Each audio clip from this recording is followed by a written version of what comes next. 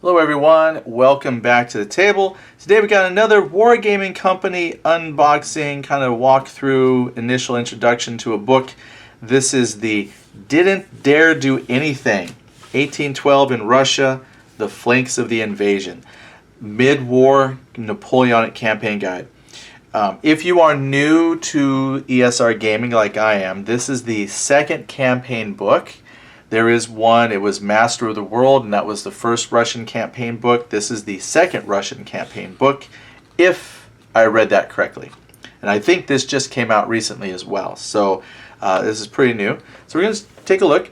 Now what was interesting is as I was researching prior to this, I noticed on the Facebook page that someone said there's a new layout to the campaigns, the way they're done. And I wouldn't know. But someone said they liked the layout, someone said they didn't like the layout. So we're going to look through here, see what we have in the campaign book, and then you can tell me if that's the new campaign format and if you like it. Now, I don't think David's going to change the layout of the book just because, some of us say we didn't like it or we like it, but I am curious, what your thoughts on it. Had to take a drink there for a second. All right.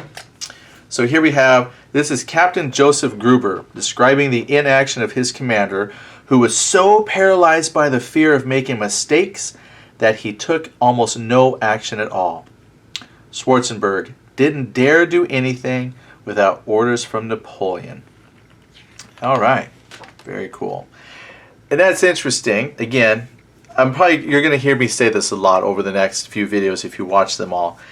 This new to me. I'm learning so much. The story, the history, I call them stories, but the personalities of commanders. When looking initially at Napoleon, I said, that's the only name I knew, Napoleon. Like, oh, Napoleon, of course. But then you start to learn of the other commanders and big personalities that drove the Napoleonic Wars.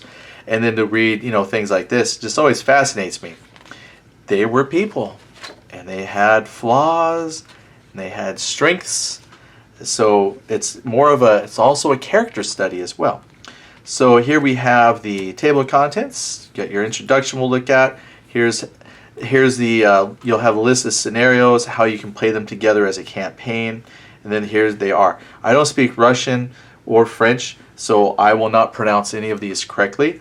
But we've got a cow and Kobrin, Yakubovo, Kleastisti,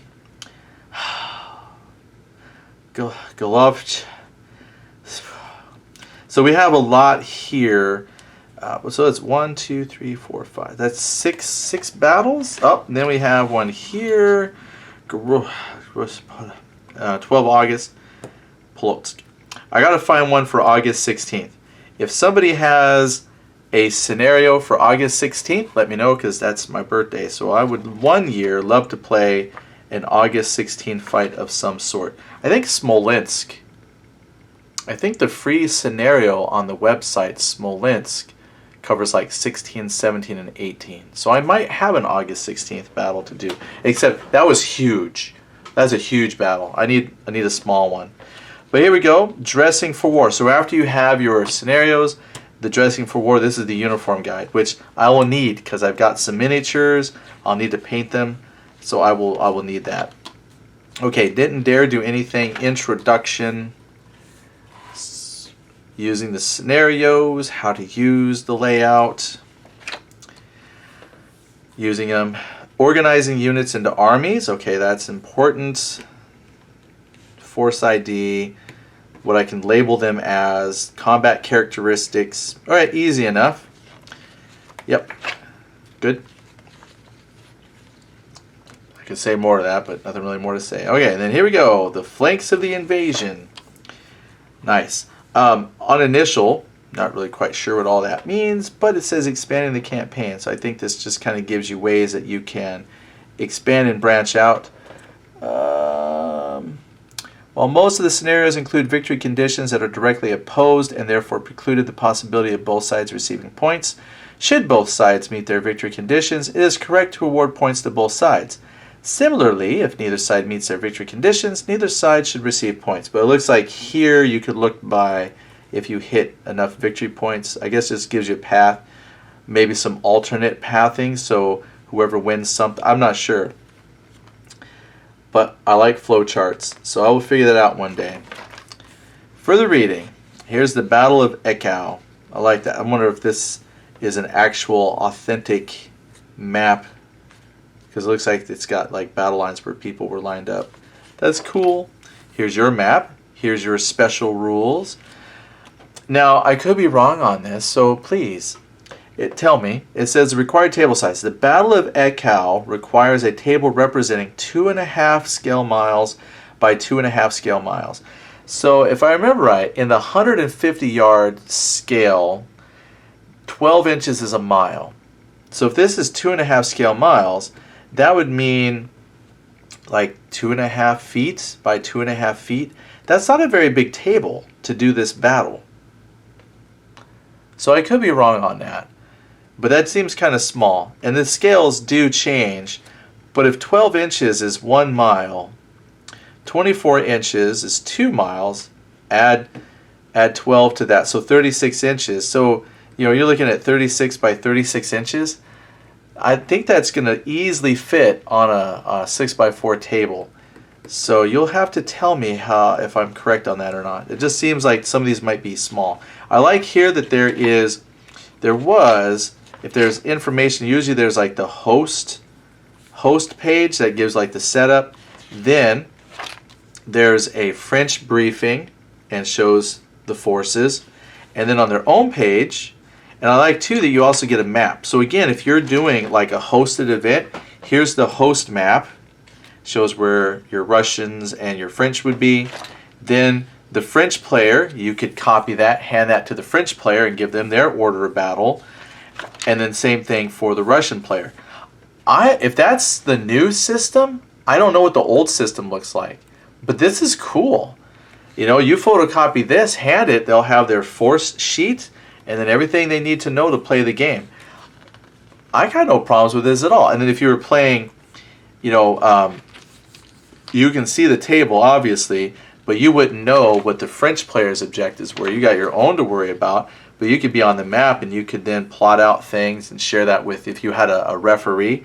So I think this is set up great. Just hopefully your players don't buy the same books and read the same stuff that you do if you're the host. Then here's another battle. But I think these are laid out very cool that way. You got your host information, and then boom, French, Russian, new battle. I think that's great. I got no problem with that whatsoever. Here we get bigger. Here we got more stuff, but how big is this table? So for instance, this table, okay, so you're going to get 2 pages for your French briefing. But again, I think that's good that the French and the Russians then would have their own pages that you could copy and print out for them. I think that's great.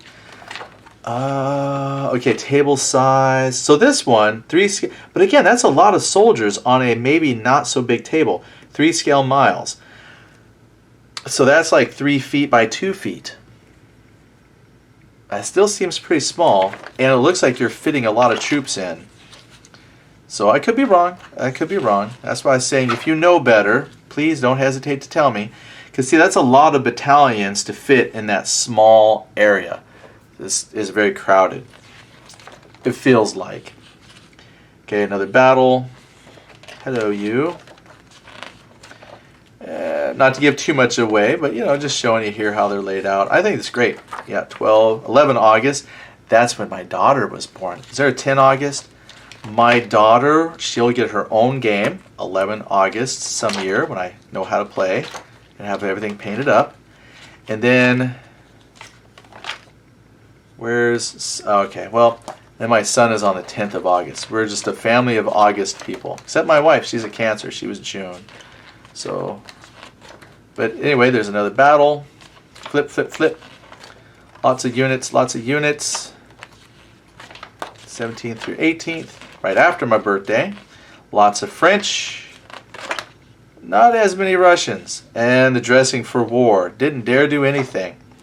This part, well, this is cool. I haven't read this page yet, so mid-war uniforms, appearance. So this was the biggest hurdle for me, even considering Napoleonics at all when I got into the idea, was painting them. Because you've got the year, the units, the 5th Jaeger might be different than the 6th Jaeger, but they're both Jaeger. But if you've got purple piping, that means you're this. Yellow piping is this. If you've got this color shako, you're that. That's how it appeared to be. And I'm looking, yep, they got colored shakos and things. So to me, painting seemed to be the most difficult thing to consider. Now, luckily, this isn't saying by unit. This is saying by job type. So some of the, like here on the back of the box here, I'm assuming this is French blue. So we're going to say that's French, right? This says it's going to have 2 Leger infantry battalions. And I am painting them for the year 1812 because it's the 1812 box. So let's just say I'm following this. So I'm going to go 1812 Leger, officer, sapper, carbineer, chasseur. Well, this is the Leger. There's a Leger typical uniform. So I'd have to look and see, oh dear, which one would I pick? Drummer, obviously if I've got a drummer I'd need to know. But then I guess what you would do is look at your list. See, this is the whole part. New to me. This is the intimidating part. How do I paint them accurately? So Leger, Ligne. So there's some sappers. But I guess I could paint them like that. Leger, sapper. So they're going to have like a white. If there was sappers there, it just said Leger. Ligne. Regulation Ligne uniforms, but I don't know if it's officer or sapper, if it's a grenadier, fusilier. So I'm wondering. So this is something I'll have to learn. This is just for me to learn. So light horse, the 124th Ligne, 37th Ligne, Brigade Pouget. But it doesn't tell me though if they are carbineers, chasseurs, voltigeurs. That's definitely going to be the tough part for me to figure out is what exactly am I painting?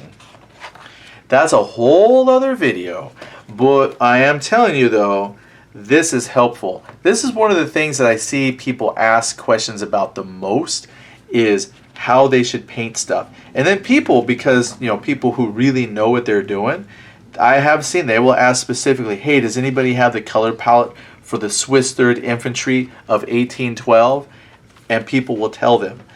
So this is a huge thing. And I want to make sure I get it mostly correct. But now I just have to figure out, because it says Ligne or Leger. Well, great. Is it a carbineer? Am I doing up chasseurs? Am I doing the voltigeurs? I'm thinking out loud, it might not matter. If I just paint blue and white like this, with gray on the backpack, you know what? And a black helmet, that probably, I don't think anybody would really care. I don't. Do officer, as best you can, silver little shoulder, things like that. But see, this is the part that was intimidating I was talking about before, is if I go gold and I say, oh, this is a voltigeur, or no, if I say, oh, here's my carbineer, someone's going to go, no, carbineers don't wear yellow, they wear red. Are people going to be that picky about it? I don't know. That's my fear. So I want to make sure I get these right. I guess what I could do is look at the helmet. I call it a helmet, but I can look at their hat maybe that the miniature has and then try to match up as best I can. Yeah, I'm a little scared about getting that messed up, but I figure though, by looking at this, if I go mostly blue and white, people probably won't care. Probably won't care at all on that scale. But if I'm saying it's Swiss, make sure I paint it somewhat correct there. Italian, Croatia, I guess they wear green too. Don't get them confused with my Russians. Pink, I don't know. I don't think I got pink paint. But Austrian contingents. So that's something too that I didn't know. It looks like when Napoleon went into Russia, he actually brought along Austrians and Bavarians and all these folks that eventually wanted to kill him later. He actually led them into battle against the Russians. I guess I didn't realize people were so upset at the Russians at the time, or perceived anger. I don't know. But then here we go. Here come the Russians. Same thing though. My box says 2 Jaeger battalions. All right, cool. Let me look here for Jaegers. So Lifeguard Hussars, Dragoons, Chevaliers, Emperor. I'm looking for Jaegers. Here's a Senior Jaeger, Junior Jaeger.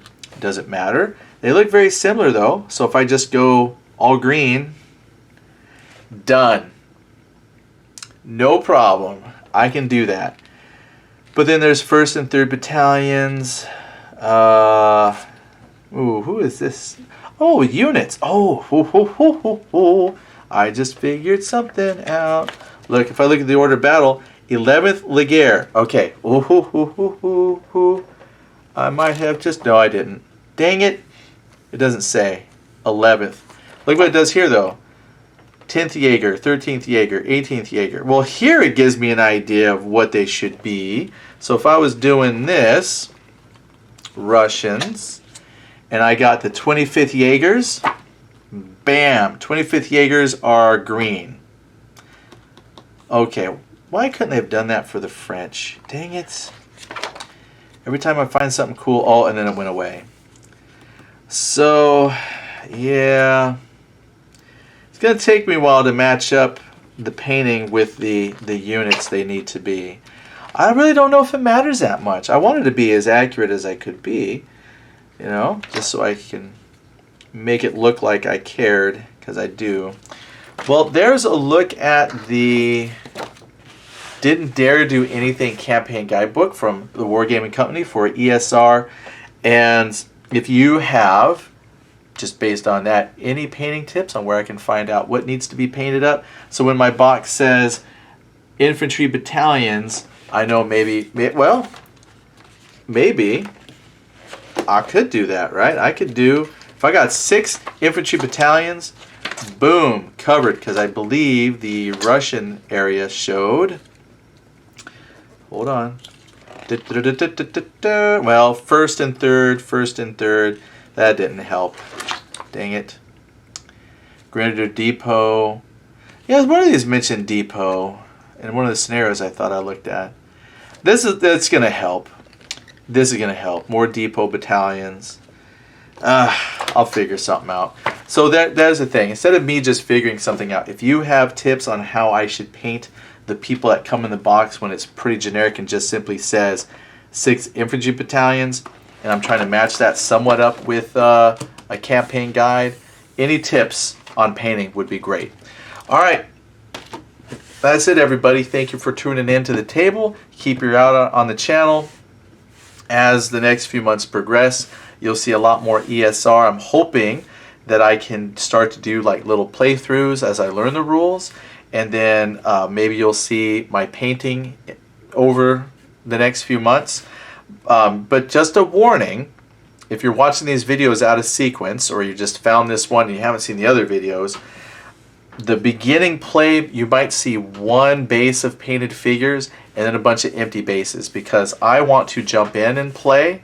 So as I paint the formations up, there might be periods of time where I only got 1 stand done, and I'm going to play with that painted stand, and then while those others, I'm painting other figures, there'll be blank stands, and I'll just put like unit labels on them. So don't be alarmed.